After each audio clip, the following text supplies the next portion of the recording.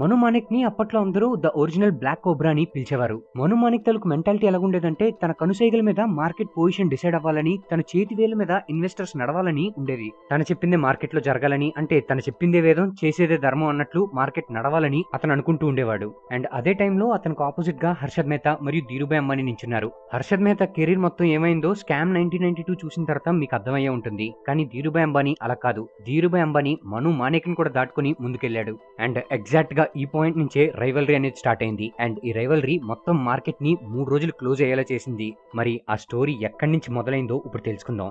అది 1977 మన ఇండియాలోనే బిగ్గెస్ట్ ఐపీఓ లాంచ్ అయింది. ఆ బిగ్గెస్ట్ ఐపీఓ రిలయన్స్ కంపెనీకి సంబంధించింది.